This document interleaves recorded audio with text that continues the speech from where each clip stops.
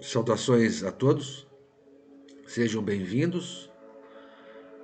No vídeo de hoje, e talvez seja feito mais de um vídeo, nós vamos falar de um assunto bastante polêmico, um assunto que não é muito comentado, justamente porque nós conhecemos a história do Ocidente e não a história do Oriente.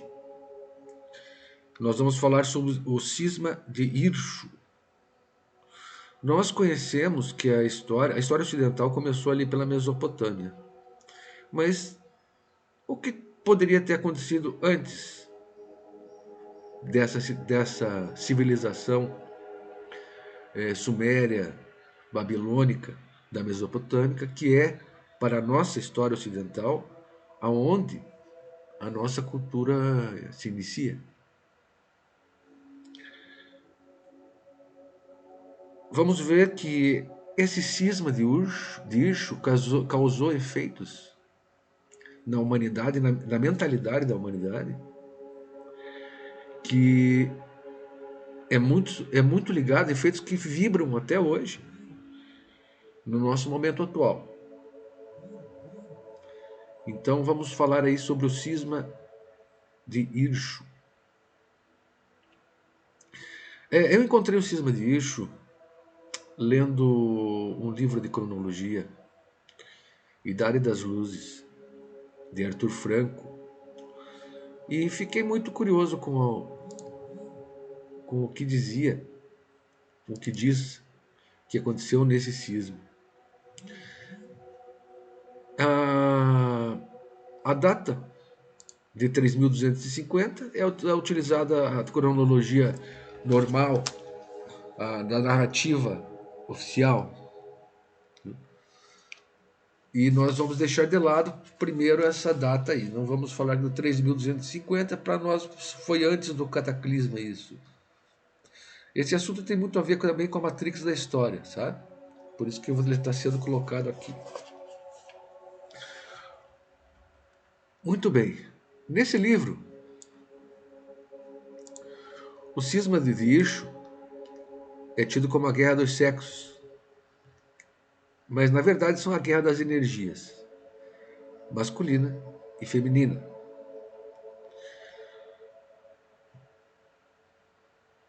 Ocorre o grande cisma de Hirscho na Índia. O cargo de Kusha, imperador, não seguia mais a vontade de Rama em ser eletivo, passando a ser hereditário.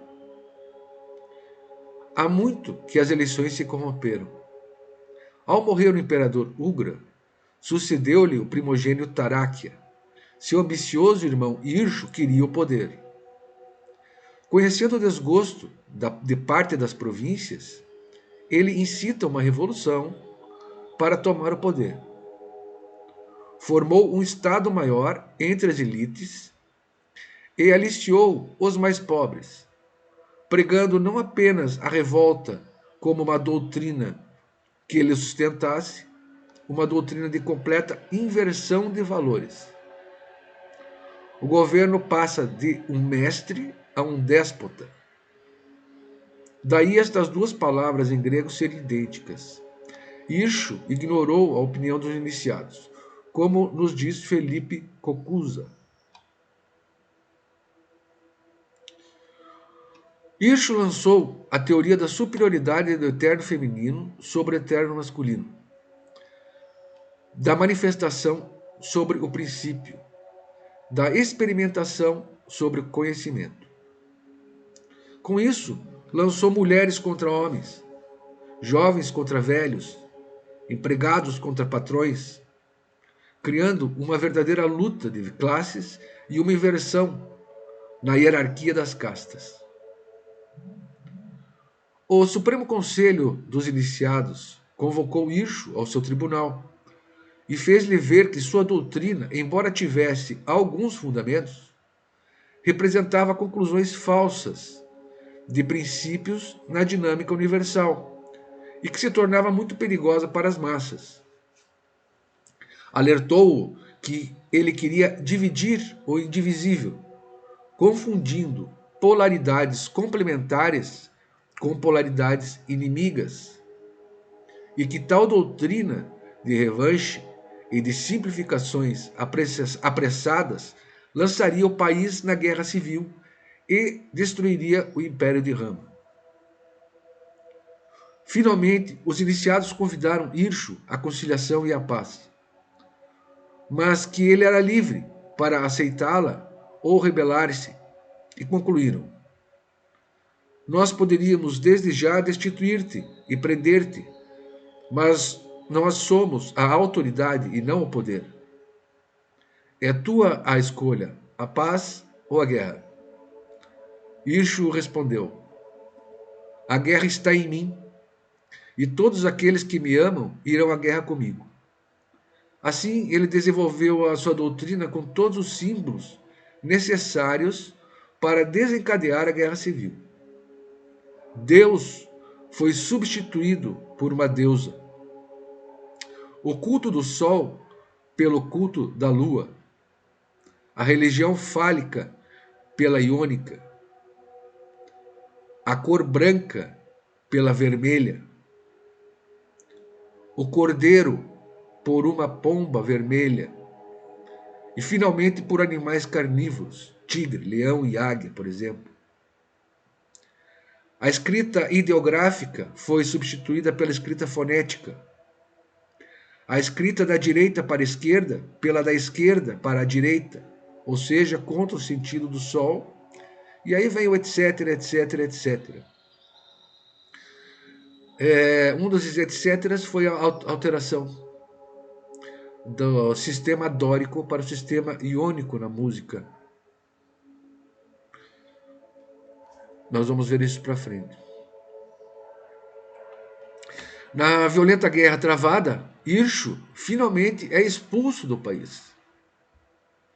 As hordas derrotadas invadem, então, o Ocidente, dando origem a reinos belicosos e materialistas na Síria, na Babilônia, Fenícia, Troia, Ixos no Egito, na África, onde Hircho se tornou Exu, com as deusas Astarte, Ishtar, Diana, o culto do touro, e a substituição das cores branca e azul, masculinas, pelo vermelho, feminino. A invasão dos Iônios, que nós chamamos de Jônios, na Grécia, foi um exemplo. Então nós podemos ver que foi criada toda uma revolta social por Hircho. E da Índia foram expulsas 21 tribos. E foi delimitado o rio Indo, que ele cruza o Paquistão de norte a sul, como a divisa de onde esses filhos de Hircho deveriam passar. Então hoje nós podemos entender um pouco da guerra entre a Índia e Paquistão também, né? Mas essa situação, ela modifica muita coisa, porque todas essas 21 tribos que vieram de forma nômade, se instalando para o oeste, até chegarem ao Egito, eles trouxeram ideias, revoluções que modificaram os reinos. Muitas vezes talvez não precisasse nem de guerras, bastaria insuflar o povo daquela determinada região para que se voltasse contra o sistema, que na verdade era o sistema de castas. Certo? Outro autor, no livro A Voz do Egito Antigo, F.V. Lawrence, cerca de 3.200 anos antes de Cristo, porém, rebentou na Índia um cisma, provocado por Hircho, o filho mais moço do imperador Ugra, Quando este monarca faleceu, sucedeu-lhe no trono o seu filho mais velho, de nome Taráquia. Ixo, que era regente das províncias, seduzido por sua demasiada ambição, rebelou-se contra o irmão e proclamando que o governo não deveria estar nas mãos de pessoas que se apoiassem na autoridade espiritual, e sim nas mãos armadas da força material, produzindo uma sangrenta guerra civil. Foi vencido e rechaçado da Índia, porém, com os seus companheiros, tomando a cor vermelha por emblema, em oposição à cor branca dos adeptos da legalidade, invadiu a Ásia Menor, a Arábia, o Egito, e por toda parte combatia as instituições existentes, negando a autoridade espiritual dos corpos docentes e elogiando a superioridade da força armada. Assim se originaram os governos absolutos e tirânicos e a história dos povos. Desde então, está cheia de opressões, guerras e revoluções. O primeiro soberano coroado que desprezou a autoridade espiritual foi o tirânico imperador babilônico Ninos, o Nimrod da Bíblia. Para nós vermos a antiguidade dessa situação aqui.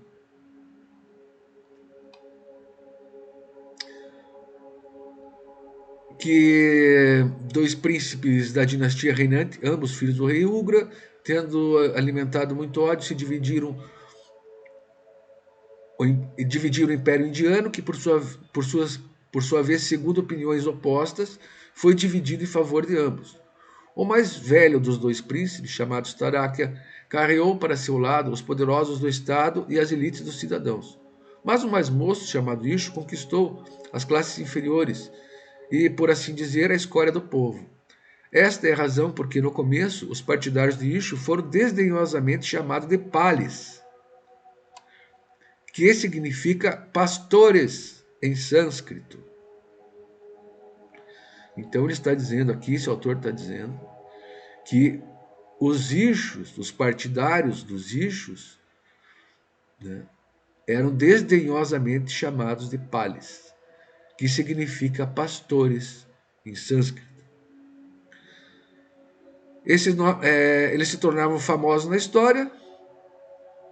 De início não tiveram êxito em seus projetos, porque Taráquia, tendo-lhes perseguido intensamente, destruiu as principais praças de armas que eles haviam estabelecido às margens do rio Narauinria, conhecido por Palistânia, por causa disso. É bem provável que, se o movimento provocado por Ixo no Império Indiano tivesse sido puramente político, ou se assim tivesse permanecido, ele teria sufocado no nascedor, sem maiores consequências. Mas seja porque Ixo fosse realmente um dos zelosos seguidores de Prakriti, Prakriti é matéria, ou porque acreditasse ser útil aos seus interesses assumir este papel, ele rompeu abertamente com o sacerdócio ortodoxo e declarou que adorava a faculdade feminina como atributo da causa primordial do universo, dando-lhe anterioridade e preeminência sobre a faculdade masculina. Daí por diante, tudo mudou. A guerra, que apenas fora civil, tornou-se religiosa. Seu partido fortificou-se com a adesão de todos os que compartilhavam dessa doutrina, independente de sua classe. E em pouco tempo, cobriu a face da terra, com quase metade desta declarando-se em seu favor.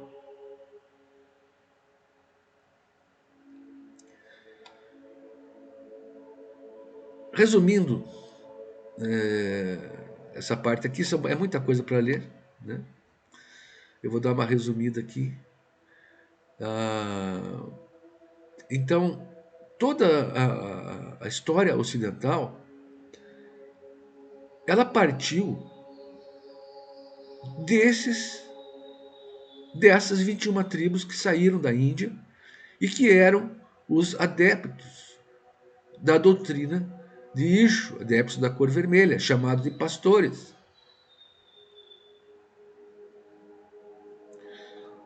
Isso muda muito na nossa história, porque toda a nossa cultura, todo o nosso sistema religioso, social, econômico veio daqui. O que nós vamos ver ainda no decorrer aqui da pesquisa, tá?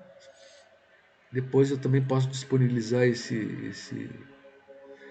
livro para vocês. É um livro de Fabre d'Olivet, para quem quiser já dar uma pesquisada aí, tá bom? Vamos seguir.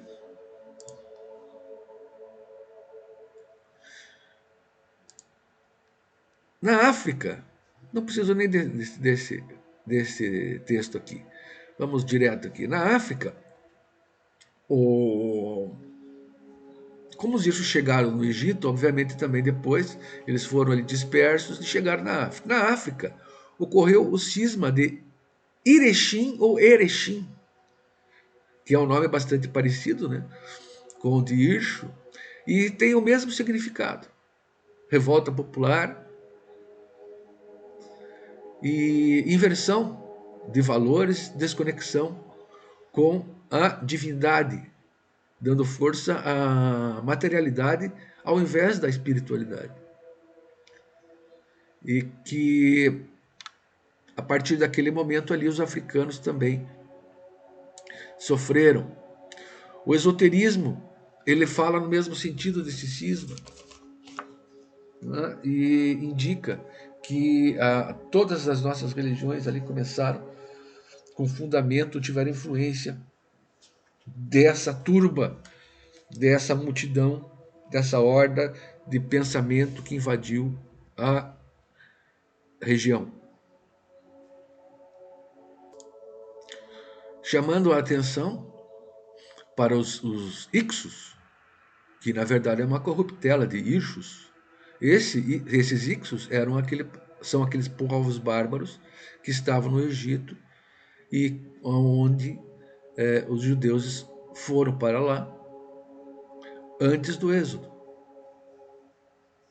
Quando um faraó egípcio assumiu novamente o controle, né, esse povo de Ixo e justamente os judeus, que provavelmente estavam com eles,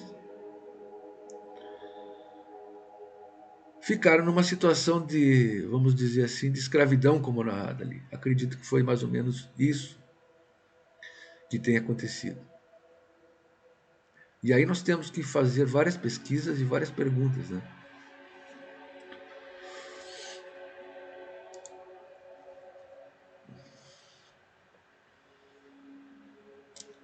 Os símbolos são bastante importantes para a gente pesquisar quais são os países, quais são os calendários que usam, se usa o calendário do Sol, da Lua, até quando. Usa a lua solar, mas até quando usaram da Lua? Até, né? Então, através desses cordeiro, tigre, leão, águia, a gente consegue a gente consegue construir uma investigação dessas energias, da influência dessas energias nas nações, na nossa história. Aqui Viracocha, no Portão do Sol, em Tiwanaku, e essa era a época em que o governante, você pode ver que aqui que ele está segurando dois bastões, né? O bastão espiritual, que seria o báculo, e o bastão temporal, que seria a espada. Isso significava que o governo dos homens daquela nação, tanto o governo material quanto o governo espiritual, estava na mão de um só governante. Uma curiosidade é que báculo é chamado de o osso do pênis de alguns mamíferos. E segundo alguns intérpretes da Bíblia, fizeram aqui na Biblical Archaeology Review, eles afirmam que a costela de Adão não era a costela de Adão, era esse báculo que existia no pênis dos mamíferos. Mas aqui nós temos uma imagem que, só para a gente visualizar o que foi que é alterado aqui. Aqui a cor branca, aqui a cor vermelha. Deus foi trocado por deusa. O sistema musical dórico, dó, ré, mi, foi trocado pelo iônico, que na verdade é só uma mudança de frequência desse. Culto ao sol pelo culto à lua. Região fálica pela iônica. O branco pelo vermelho. O cordeiro por tigre, leão e águia. Escrita ideográfica por escrita fonética. Da direita para a esquerda, da esquerda para a direita. O espiritual e o material. Nós vemos também o yin e o yang falando dessas forças e da necessidade de elas serem equilibradas, né? Uma imagem, um símbolo, nos faz perceber que realmente é algo indivisível, porque faz parte de uma mesma energia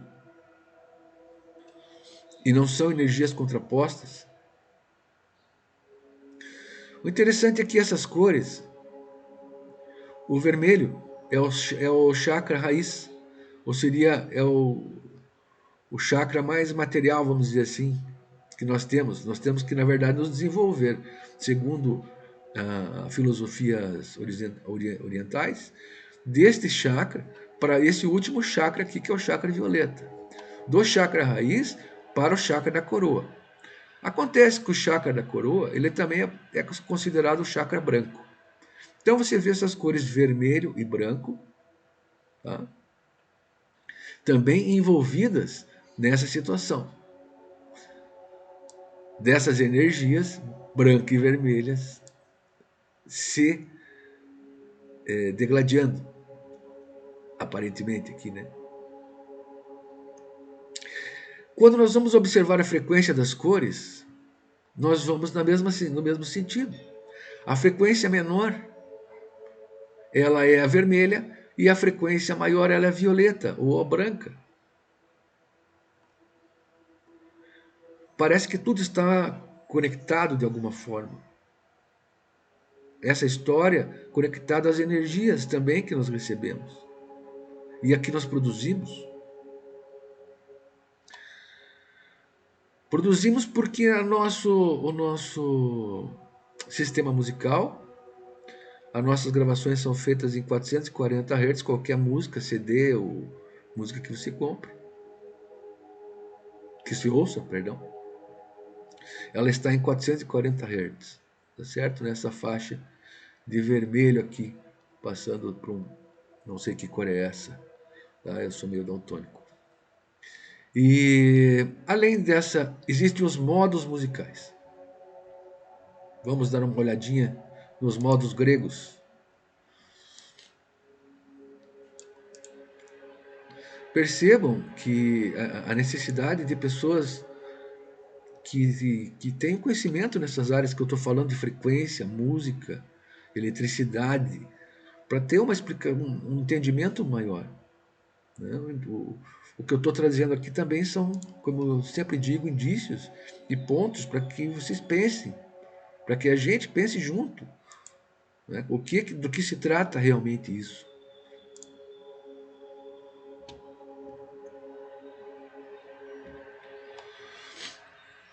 Aqui uma breve apostila de teoria musical.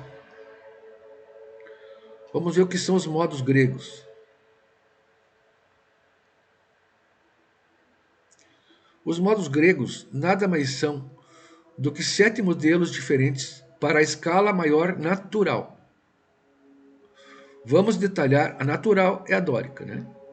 Vamos detalhar para ficar mais claro. Pegue a escala maior natural. Ela corresponde ao primeiro modo grego chamado modo jônico ou iônico ou feminino. Essa nomenclatura nós mostraremos mais adiante de onde veio. Não se preocupe com isso agora.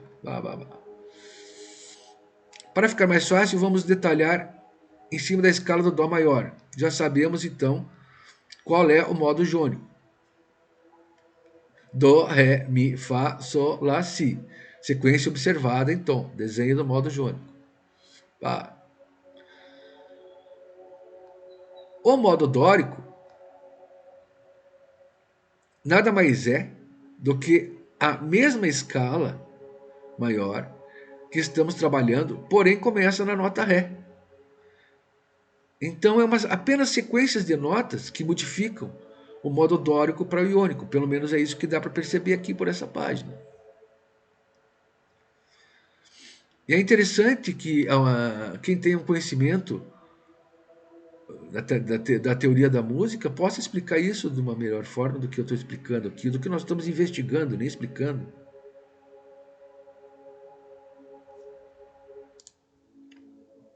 Só a título de curiosidade, além desses modos ali, nós temos o modo frígio, que troca também a escala natural, só começando por uma outra nota. O modo lídio, que aí nós também podemos. Existem os povos, né, lídios e os povos frígios.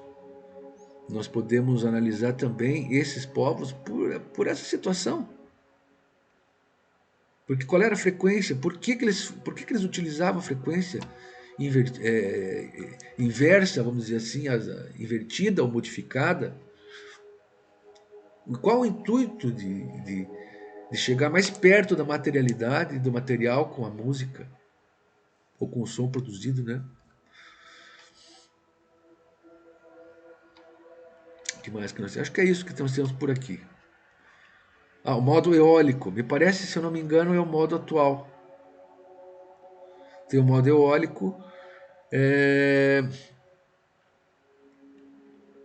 Começa pelo Lá, Dó e Lá.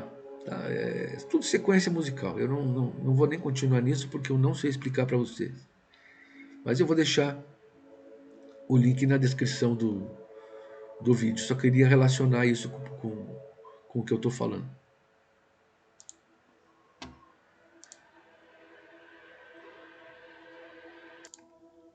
Muito bem. Nas letras, né? Foi iniciada com o cisma de Irscho, o sistema fonético. E as nossas letras, elas são compostas de vogais e consoantes. Nós temos aí no português, aí, se a gente colocar o Y e o W junto, nós temos 7 vogais. Essas vogais, elas podem ser tônicas, abertas, fechadas. Ou seja, nós produzimos som com a palavra. E com o cisma de Irscho, vocês podem perceber que, além da escrita invertida, que começou após o sânscrito, depois do sânscrito vieram as línguas invertidas, você percebe que o idioma, por exemplo, o idioma árabe, perdão, o idioma judeu, ele praticamente não tem vogal. Os judeus não têm vogal, né? Eles são uma linguagem com muitas consoantes. Isso faz uma mudança total de respiração na pessoa, de emissão de som, qual é o som que ela emite, a frequência que emite o som. E uma coisa que me pareceu assim, vejam só, aqui a língua que nós falamos não é o português de Portugal, é o português do Brasil. Em Engatu, existem várias palavras indígenas, onde eles usam várias vogais. Várias vogais. Onde o ar passa, quando nós falamos, emitindo um outro som, emitindo uma outra frequência. E será que isso tem influência no nosso humor? Por que o brasileiro é tão alegre e os outros povos que possuem outros idiomas são povos fechados? Nós chamamos aqui de pessoas frias. Será por causa da frequência que eles emitem? O sânscrito, ele tinha, se eu não me engano, aproximadamente umas 15 vogais. O sânscrito, ele é utilizado como linguagem de computador e é a melhor linguagem para alimentação da inteligência artificial, por causa da frequência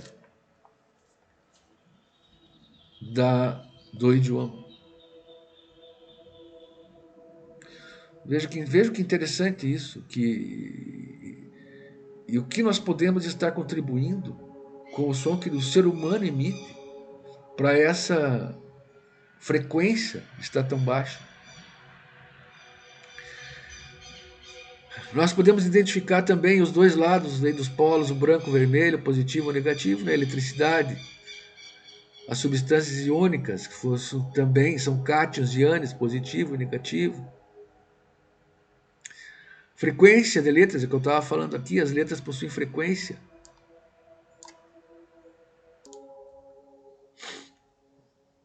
O campo de luz visível nosso está entre o vermelho e o violeta, o branco. Tudo é relacionado, tudo que do nosso ambiente é relacionado com o branco e o vermelho, né? Assim como os fatos narrados de inversão no cisma de Isho.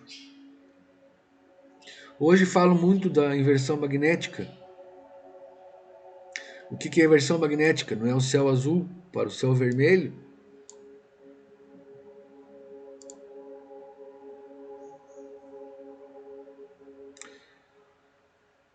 A ressonância Schumann tem algo a ver com isso?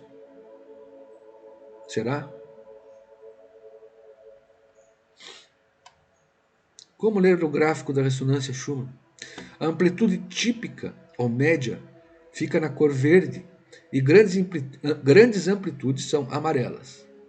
Depois ficam vermelhas e podem chegar no branco, que é quando ultrapassou o topo da escala. Dessa forma, quando vemos o gráfico com faixas vermelhas ou brancas, são os famosos picos da ressonância Schumann. Então, também guarda relação com a ressonância Schumann. E a ressonância Schumann é o conjunto de picos no espectro ELF, banda de frequências extremamente baixas, do espectro do campo eletromagnético terrestre. Eles explicam como se fosse o batimento cardíaco do planeta. É a frequência que o planeta emite. Falando das energias telúricas ou do centro do nosso planeta, e que essa frequência, ela ao encontrar esse campo eletromagnético terrestre, ele cria uma ressonância do ambiente.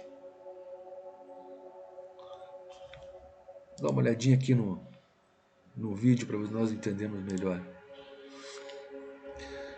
Imagine a Terra lançando a frequência, essa frequência reverberando no campo eletromagnético e voltando, criando o nosso ambiente aqui. Agora, e se as ondas que nós criamos também interferem nisso? Se as nossas ondas mentais, os nossos pensamentos influenciam, se a nossa voz, o som que produzimos influenciam nisso, as músicas que escutamos, que nossos aparelhos sonoros fazem, será que tem alguma influência nisso também? Ou é só a frequência emitida pelo planeta? É uma dúvida que eu tenho. Uma dúvida que eu tenho.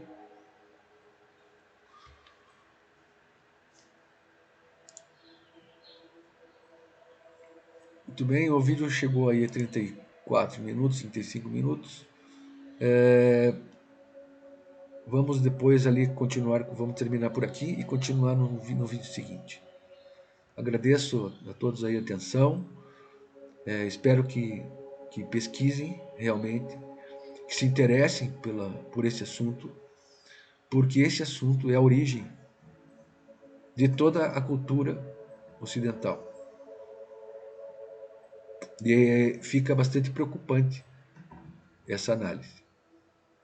Fiquem bem, fraterno abraço.